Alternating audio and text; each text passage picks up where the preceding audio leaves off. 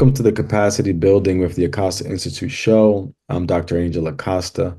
I'm here with Drisana McDaniel and Maria Tan, two precious and dear sisters of mine.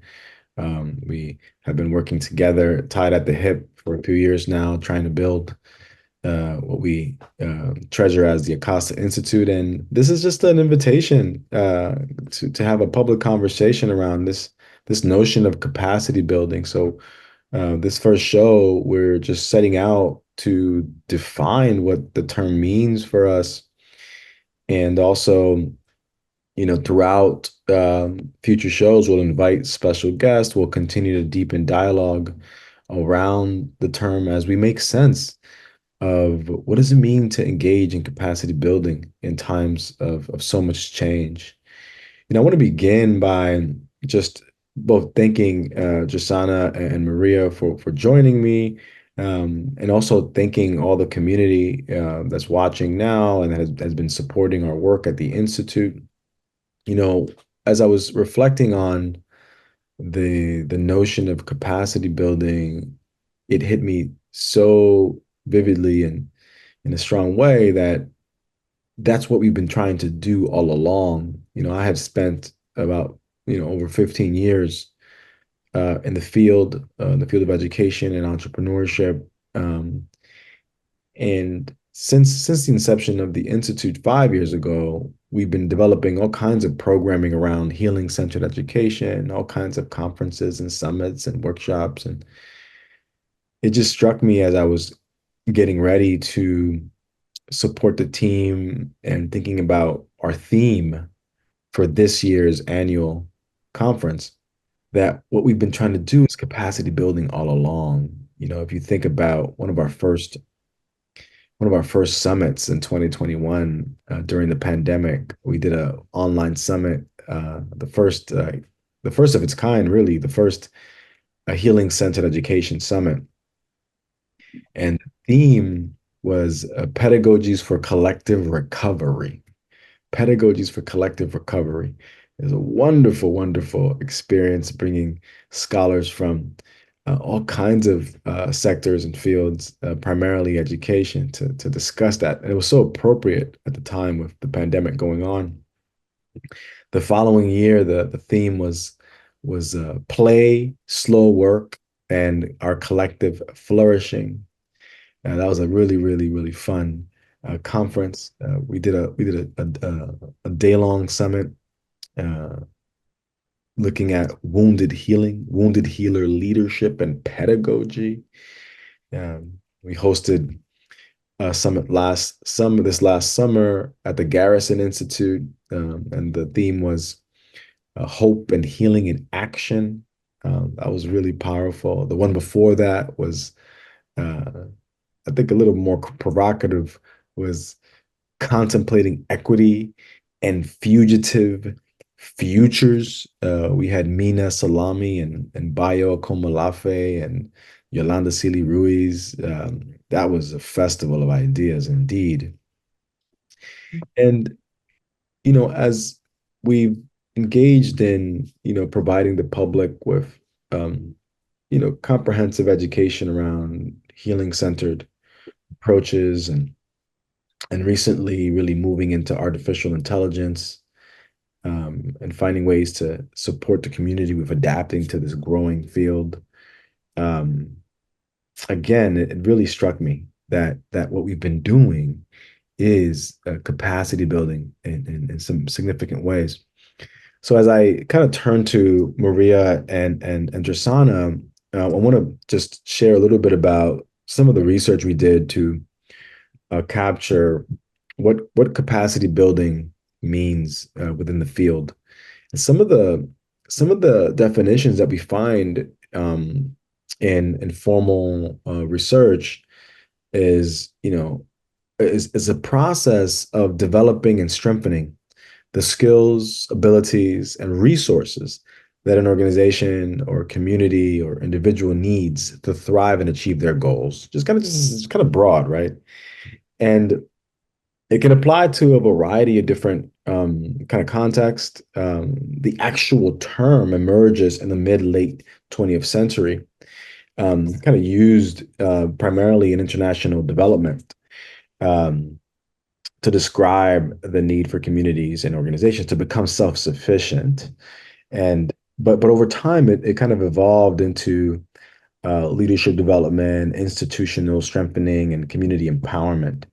And some of the components of capacity building that we see in the field are skill development, right? So providing training to improve technical management or leadership skills, organizational strengthening, enhancing structures, processes, and systems within organizations to improve effectiveness, resource development, helping organizations secure financial, material, and human resources, resilience and sustainability, ensuring that individuals and organizations can continue their operations and remain adaptable to challenges. So just those are just some kind of just some ways to kind of like package and begin to package this conversation. And my goal is that during this first show, we get a chance to think about what this means for us and do it in public.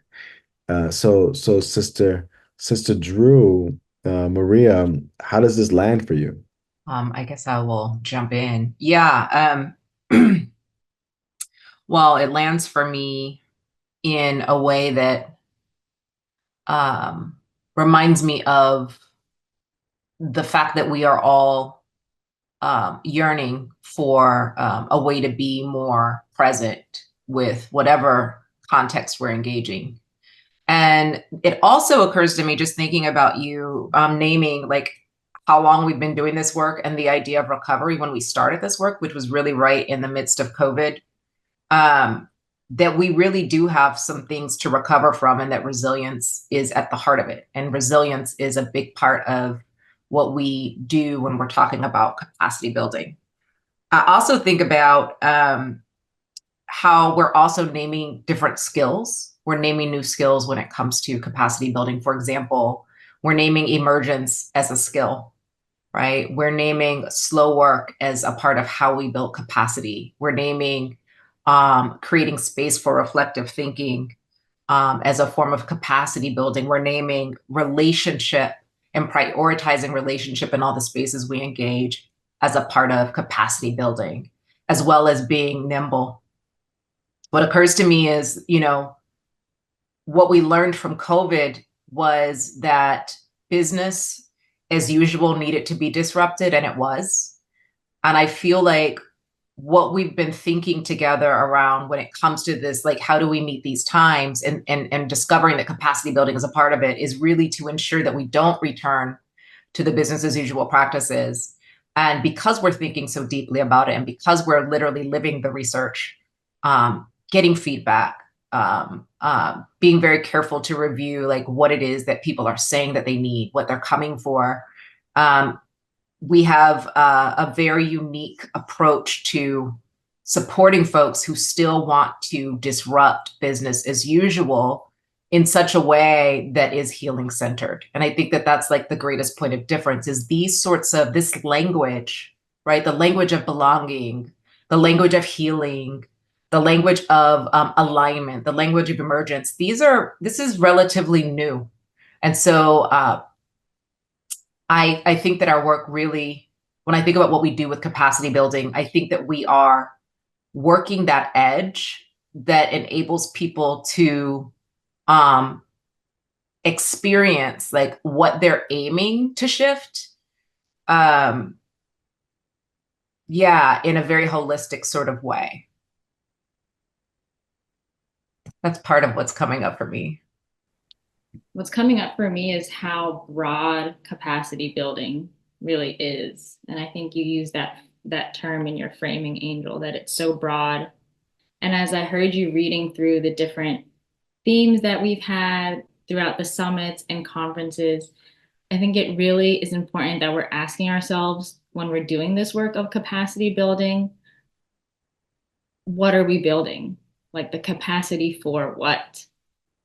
Because it can be the capacity to withstand challenges, to withstand things like global pandemics. And it can also be the capacity to experience hope on the other side of the spectrum, the capacity to hold joy. So when I think of capacity, it's like, in one sense, yes, the capacity to withstand, endure, to be resilient, and also to hold really other emotions as well. So I think it really it's important for us to ask that question, to remain adaptable. And I appreciate you bringing it to recovery, Drew, and just naming and acknowledging that we're still recovering, and that we may always be.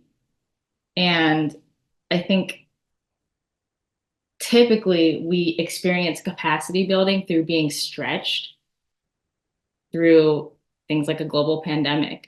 But I think what we're really doing here is being explicit that we can be intentional in which ways we want to grow our capacity. So being intentional, growing the capacity to what, and also like people that are constantly giving. I think back to the pandemic, I was an educator, I was in the classroom. I think of my mom, who was a nurse, people that were on the front lines, people that are constantly giving. How are their capacities being fed? I always want to think about that. It strikes me that, thinking about like healing centered capacity building as a paradigm in and of itself, and how we've been playing in that paradigm for a bit. It strikes me too, as you said, Drew, this capacity to hope, and as well, Maria, like thinking about, recovery. Uh, I think it tells us a lot about what's happening in the world, that, we have to learn how to build a capacity to hope, capacity to feel joy.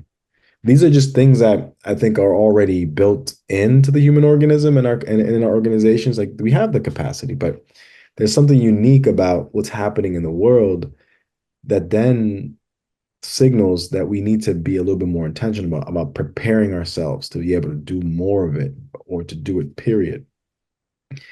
And I think that's really significant to name, that there's a lot happening in our schools. There's a lot happening in our nonprofits. There's a lot happening in our businesses.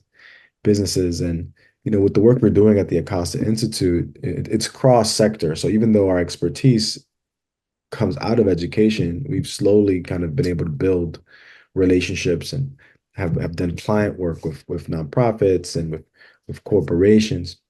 So this work, as we're talking, really is coming out of just so much experience. And I'm just kind of struck by hope as a practice, joy as a practice, and the different practices that when they're brought together in an individual, in an organization, can increase the capacity of an organization to be more adaptable, to be more nimble, as you said, Drew. And I'll just kind of mirror back. We're coming out of the pandemic. Um, you know, some people are still suffering from long COVID, so just want to acknowledge that. Um, and in the United States in particular, we're in this kind of moment with the very, very kind of polarizing political election cycle, where everybody, it's pretty close race, and a lot of us are kind of on edge around the results. We're also dealing with climate change and the ways it's kind of impacting so many different regions in a really intense and kind of catastrophic way. Still continuing to experience racial and gender disparities, and even on a global level, dealing with so many geopolitical wars, and it's kind of this subtle kind of multipolar geopolitical shifts that are happening. So it's a very disorienting time to be, and that doesn't even account for AI and the coming wave of technological advancements. So my question for you, just to kind of lean into some of the work that we do of emergence and developing this skill to lean into what's emerging in a community, in a group, right? And how sometimes, especially when we're holding space, right, for the community or our clients, like there's just so much uncertainty. There's so much uncertainty in terms of, okay, so, what's going to come up here? We do have an agenda, we do have a time frame and that's bound, but what comes up for you as you're thinking about capacity building and our experiences holding space for the community and being really bold about doing it in an emergent way? Yeah, I think that thank you for that question and everything you shared before that. I think that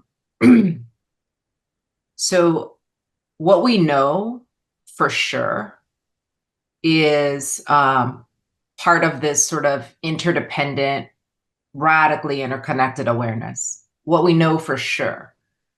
What we don't know for sure, or I should say what people don't necessarily know for sure, is how to turn towards it. And the thing about capacity building is there's a lot of process in it. So even Maria, when you asked the question, like capacity building for what, right? That if we are looking for new ways to do things, and these new ways exist, these solution-oriented practices do exist, we have to engage with each other in a way that enables what, I talk about as like the flickerings in the periphery, the ahas. We have to think about how we're in relationship with what is, more than how we fix it. And I think that capacity building, when we're talking about, for what, it's often to fix, it's often to accomplish. One of the things that fascinates me is this recognition that people can have all of the professional skills, all of them. They can have tons. They can have a huge CV, 3 degrees that tell them how to do something. But the reality is what it doesn't do is tell them how to do something with what was unexpected. So the emergent, in other words, right? Like, so how we're really creatively turning towards what arises without this desperate attempt to control it. And these are the sorts of, things, this sort of kind of transformation or adaptation or way of being nimble is absolutely necessary. And it's also a skill set that you can't really get with degrees. You get it with, what we spend a lot of our time doing, the three of us. You get it with thinking together. You get it with iteration. You get it with reflecting on what worked, what didn't, what's the in-between point. Like we all know, of course, Bayo Kamalafe says, these times are urgent, therefore we must slow down. And it's really interesting because when Bayo Kamalafe says that, the reality is we don't see that all the time. So it's calling for a different way of being with the work. It's calling for imagination. Do people talk about imagination in our corporate spaces, in organizations? Do people talk about, what do you imagine we could do? And so the conversations have to shift, right? The conversations have to shift to accommodate this new sort of wonder, these new questions, these new inquiries that we're engaging, that we're hoping will help us create something different. Because we know that when we look at what's happening and why people are seeking capacity building, it's because what they've been doing isn't necessarily working. So how do we turn towards now? And a lot of it obviously has to do with what y'all are talking about. It's different types of, it's a different language. It's hope, it's joy, it's rest, it's vitality. It's how do we recover? It's revival, right? It's what was untaught, or what was taught out of us that we need to remember, right? It's being in relationship with what is differently. And that's experiential. Like, that's not, here's your list of what to do. That is, let's invite you into this space and consider the context you're in and see what we need to know to do or to meet these times differently. So yeah, that's that's what comes up for me. I'm actually laughing to myself because what came up for me, and this is going to be kind of funny, is I'm seeing all these things on Instagram that are kind of poking humor at corporate speak. And I don't know if you two have seen that, but kind of like making jokes at the way, we say things like, let's circle back and sync up and just looping in another stakeholder. So when you're talking about being in a different way and yeah, imagination, our interconnectedness, all of those things, when I think of it, like those things are so easy to get lost. And it's so important that we recenter that and that we also approach capacity building with curiosity. Like a certain type of curiosity is necessary to have that different orientation. And one thing that we know, using your framing, Drew, one thing that we definitely know is that things are always uncertain and always have been. And that is like, that will forever remain. Like everything is uncertain. So to build capacity in a world of uncertainty, it requires being curious. It requires a different orientation. It requires this expansion, this almost like this dropping of knowing and this dropping of walls, I think. So yeah, I'm just kind of like I'm feeling capacity building as we're having this conversation with everything that you shared, Drew. And yeah, there's this way too that I think capacity building invites us to, with the reorientation, to revisit old patterns and habits and be intentional about a renegotiation. How am I going to show up differently to something that feels the same? Right? So there's this aspect of transformation that I think is inherent in capacity building. Hmm. Yeah, yeah, yeah. No, that's rich. That's rich. And you're kind of playfully poking fun at kind of corporate speak, there is, new language that that needs to emerge, right? And I'm just kind of thinking about when we're working on projects and I'm talking to you, Maria, and you're like, I'm in alignment with that. I'm in you're syncing, huh? And you're syncing up. But and then the idea of imagination too is like we need to build the capacity to kind of imagine. And so much of this work comes out of a very important question that I asked during my dissertation around what's the relationship between mindfulness and social justice? What's the relationship there? And I think part of the relationship is that that it's a symbiotic one, but from from the direction of mindfulness to social justice, there is a way that contemplative practice allows us to build a certain level of capacity to hold more and to hold change and to hold uncertainty. And then from the direction of social justice towards mindfulness is that there's a way in which being anchored in social justice and just justice in general, in terms of what kind of sufferings, what kind of acute and very specific suffering communities are experiencing via systems, both in terms of history and present, that makes mindfulness particular. So the ways in which you need to be mindful and to leverage mindful has to be particular to the suffering of a given organization, a given community. So it's not just like this mindfulness based awareness towards just all, which is useful sometimes, but rather this groundedness of trying to change the systems that cause the suffering in the first place. And this kind of is inspiring me as we kind of begin to transition towards kind of like wrapping up this conversation and knowing that this is going to be part of a larger inquiry. If you could think about like at this point, and I'm sure it'll change, how do you at this point of this dialogue and you're thinking around it, how do you define capacity building? What's that definition for you? Let's close out with that. Yeah, you know what comes up for me.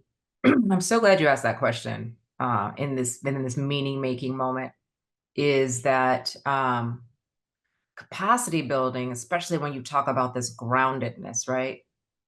That capacity building is about the ability, the choice, the practice of being responsive to what is as opposed to reactive to what is. Being responsive to what is as opposed to being reactive to what is. And I will just say, I know I don't want to be too long-winded, but I will say that that is a practice. That's the practice that lives in our bodies because we live it out in our work. We insist on working in a new kind of way. And so it's the responsiveness, it's the knowing from practicing enough, right? How to pause, how to circle back, right? But how to be in that place where we just sit with, right? Sit with and name and turn towards as opposed to reacting in such a way that it potentially creates more damage or harm. Yeah, that too. And then one other thing I want to say that I think capacity building, y'all, is diversity. And I don't mean like I don't mean like diversity as a means to an end. What I mean when I say diversity is the folks that inform the way we move in the world are diverse, right? There's no like sort of right, wrong, binarized sort of either or that we reference. We are in direct conversation with knowledge and wisdom from myriad people from myriad places, and subsequently we have so much capacity because of that. Were we, you know, living from a sort of limit perspective where we're kind of looking at, well, who's talking about leadership only, we wouldn't be able to talk about capacity building in a way that serves the whole person or the whole community or the whole organization. So yeah, so diversity is another, multiplicity is another word I think that describes capacity building. Yeah, I love that, Drew. Multiplicity. I think for me in this moment, in this conversation, um, capacity is that ability to be with what's uncertain and to also be with the two ends of the spectrum, right? The darkness, the really difficult things that cause us to endure and have resilience, and then also the joy, the hope. And I'm also thinking of lung capacity. And I've been like studying, and learning about the lungs, and it has the capacity to hold, but also the capacity to let go. So it's Mhm. being able to really hold a lot and then being able to also let go in that same capacity. But I think it's important for me, it's like these two ends of the spectrum or this duality that is present for me in terms of capacity. Yeah, it's kind of bringing up just the intuition that hit me in terms of us benefiting from this kind of inquiry and doing it publicly. So we invite the community to join us in defining what capacity building looks like for you. Feel free to reach out to us or comment uh, on this particular episode and future episodes. I'll just say that when it comes to organizational life, when it comes to navigating change as an organization, as a classroom, as an institution, the capacity building for me at this point, thinking about all that's come up, is a a process. It's an intention, and it's a series of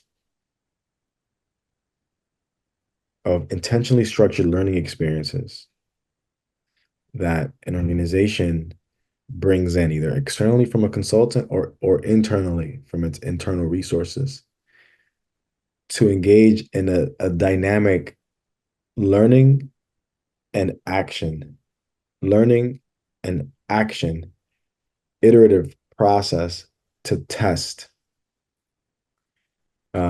people's capacity to have delicate conversations around vital, vital aspects of a business, vital aspects of a classroom, vital aspects of an organization, attending to voices that are often ignored, um, leaning on the full variety of perspectives, developing a sense of groundedness, a sense of agility. Um, but I think more importantly,